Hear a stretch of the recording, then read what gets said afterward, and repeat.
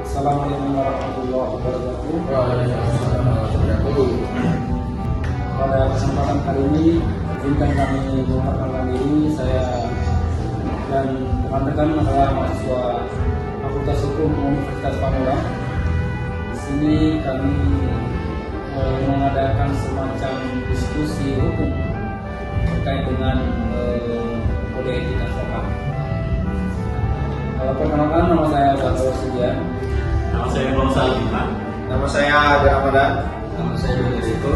Nama saya Firda Yufina. Dan saya Hirnia.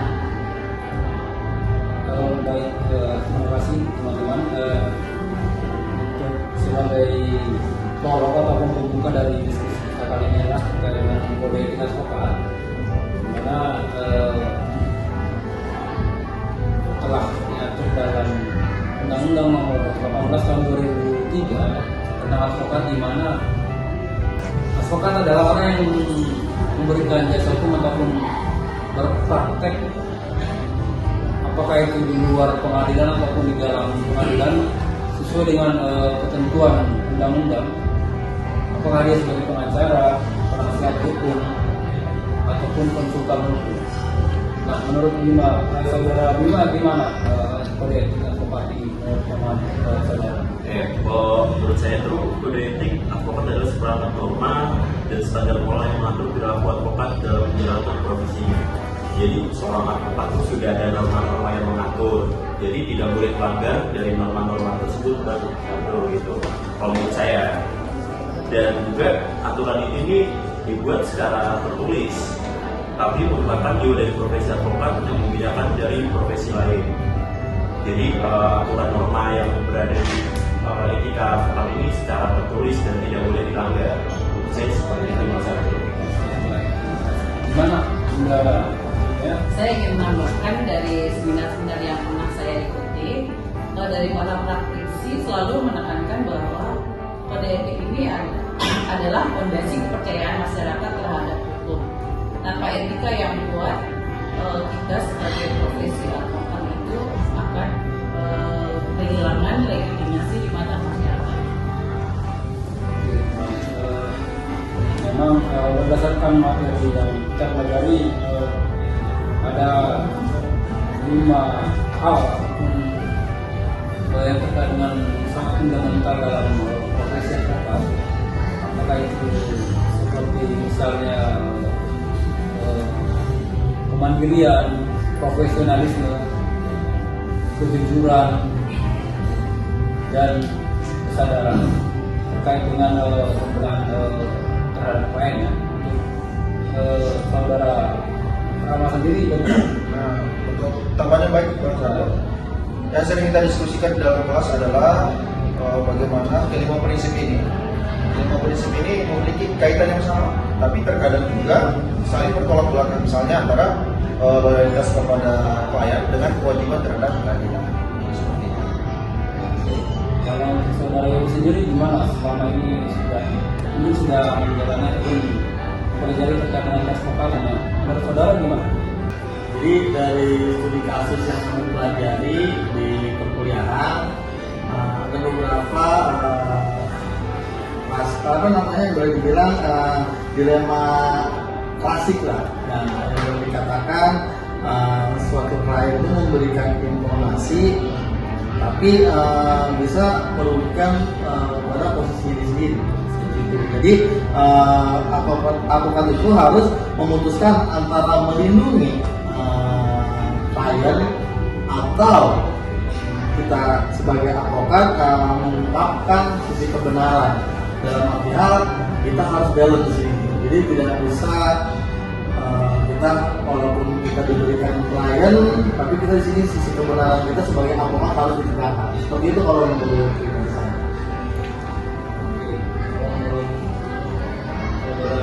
Itu gimana? Ya, contoh lain yang sering dibahas dalam seminar adalah masalah konflik kepentingan.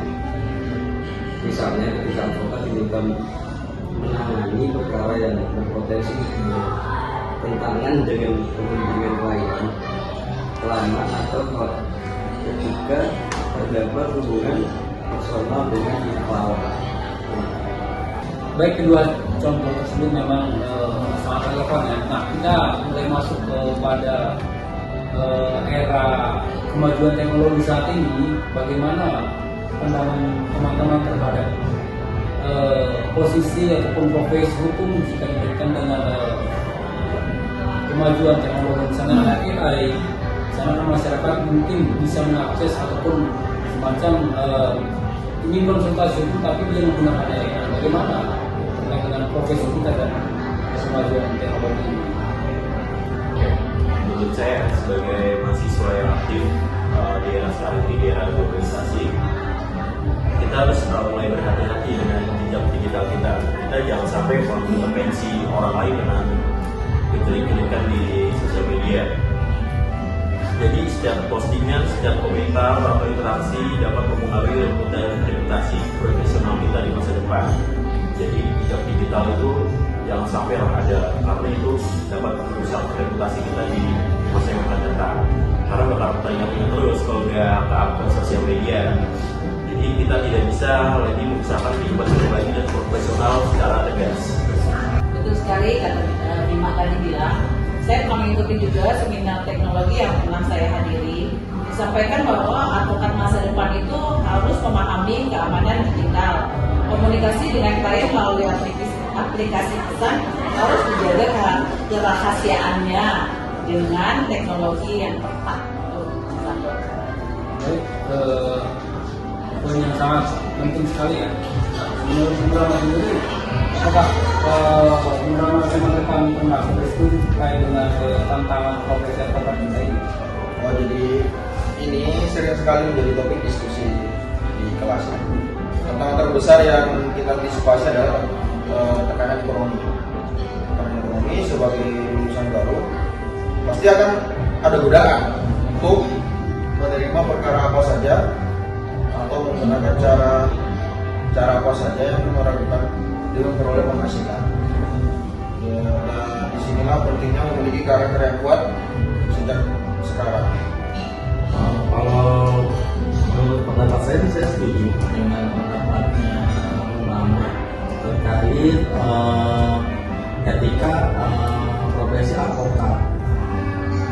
Pak dosen kita pun Dr. Dadang Sumara sering menekankan bahwa bahwasanya reputasi adalah aset paling berharga bagi seorang advokat.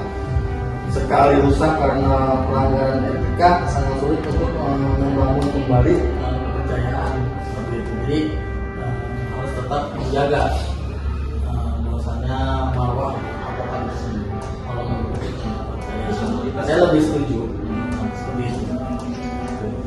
Saya ingin menambahkan sih, penting juga untuk membangun kebiasaan refleksi, berdiskusi dengan kemanusiaan.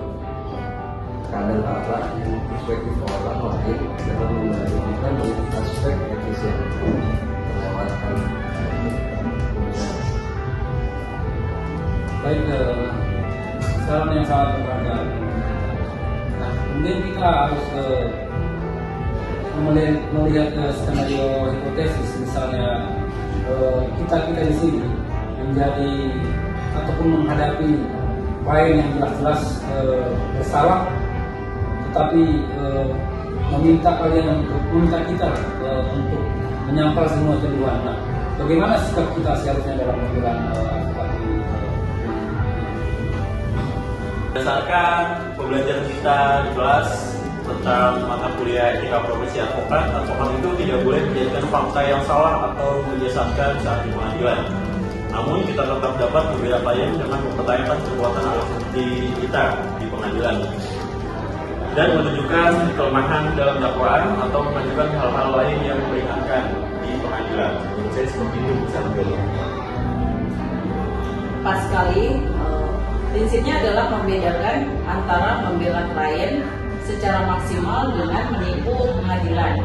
Kita dapat berjuang untuk klien dalam koridor hukum dan etika yang benar, termasuk memastikan bahwa hak-hak prosedural klien itu terpenuhi. baik penjelasan yang sangat penting sekali. Nah, kita kemudian masuk ke dalam lembaga yang atau dewan kehormatan ya, dalam yang dituangkan dalam undang-undang advokat. Nah, menurut saudara sendiri, apa peran Dewan Kehormatan dalam menjaga kode etik profesi ini?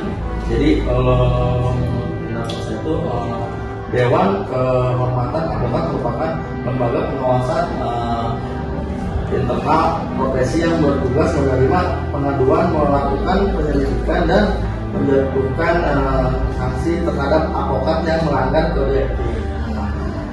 Pun ada sistem ini menunjukkan bahwa profesi advokat memiliki mekanisme pengawasan mandiri untuk menjaga kualitas dan integritas anggotanya. Jadi anggota itu saling menjaga satu sama lain itu. Jadi sistemnya itu BB sistem. Gitu. Kalau dari Dewan Kehormatan. Yang menarik dari sistem ini adalah pendekatannya yang tidak hanya mendukung, tapi juga menjadi sanksi yang dijatuhkan bertingkat mulai dari terima hingga mencatat, disesuaikan dengan berat ringannya pelanggaran dan dampak terhadap profesi. Oke, baik, penjelasan yang sangat informatif sekali ya. Di sini mungkin sebagai penutup ya, apa pesan atau yang disampaikan terkait dengan apa yang kita bahas saat ini? Oke, pesan saya, etika profesi bukanlah beban tambahan, melainkan modal utama untuk membangun karir yang berkelanjutan dan bermakna. Advokat yang beretika akan mendapatkan kepercayaan lebih dari klien, penghormatan sejawat, dan yang terpenting ketenangan batin karena menjalankan profesi dengan cara yang benar. Jadi kita sebagai advokat itu harus menjalankan profesi kita dengan benar. Itu menurut saya besar bro. Saya ingin menekankan bahwa pembelajaran kode etik itu tidak berhenti setelah kita lulus. Tantangan etika harus terus berkembang seiring perkembangan zaman dan teknologi. Jadi intinya kita harus tetap belajar untuk meningkatkan kode etik sebagai Dan juga tambahan dari saya, kita ini sebagai mahasiswa Universitas Pamulang, apalagi jurusan hukum ya, dan notabene nanti akan menuju ke hakim, apalagi ke advokat. Di situ kita memiliki tanggung jawab dan juga memiliki kesempatan untuk menjadi agen perubahan positif dalam hukum Indonesia. Jadi jangan terjun ke advokat itu karena finansial, bukan. Berarti terjun ke advokat dunia hukum itu karena mendirikan tegak lurusnya tentang positif perubahan dunia hukum dalam Indonesia. Nah, mari kita mulai membangun karakter dan integritas dari sekarang, sehingga ketika nanti terjun di dunia advokat kita memiliki etika yang baik. Betul sekali, karena profesi hukum tersebut profesi yang mulia yang mengabdi kepada keadilan dan kebenaran. Jadi kita itu harus tetap menjaga marwah selaku advokat terkait keadilan, seperti itu. Saya setuju bahwa mari kita berkomitmen menjadi urusan hukum yang tidak hanya cerdas secara intelektual, tapi juga berpikir keras. Oke, terima kasih kepada teman-teman atas diskusi yang hangat ini.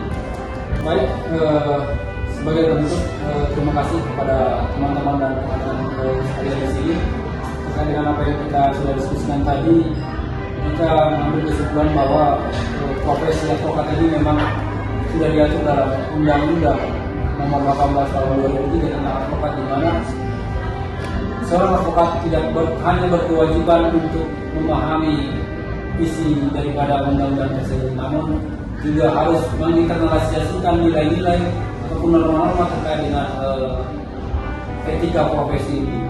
Mudah-mudahan kita kedepannya bisa menjadi advokat yang memegang teguh prinsip kode etik advokat, dan juga agar nantinya kita bisa melalui tahap untuk menjadi seorang advokat ini kan harus melalui, yang penting harus lulus sarjana hukum dulu minimal ya, harus sarjana hukum. Kemudian juga ketika ingin disumpah misalnya dia harus melalui proses pendidikan khusus profesi advokat, kemudian juga ujian profesi advokat, magang, kemudian juga untuk sumpah kan gitu ya. Artinya memang kita harus memang betul-betul untuk menjadi seorang advokat yang profesi yang noble ataupun yang terhormat, yang mulia sekali. Untuk itu mari kita bersama-sama menerapkan ataupun mempraktekkan, menginternalisasikan nilai-nilai yang ada dalam etika profesi dari seorang advokat untuk membela keadilan dan kebenaran di luar persidangan ataupun di luar dari peradilan. Terima kasih rekan-rekan, saya Giri. Assalamualaikum warahmatullahi wabarakatuh. Waalaikumsalam warahmatullahi Waalaikumsalam warahmatullahi wabarakatuh.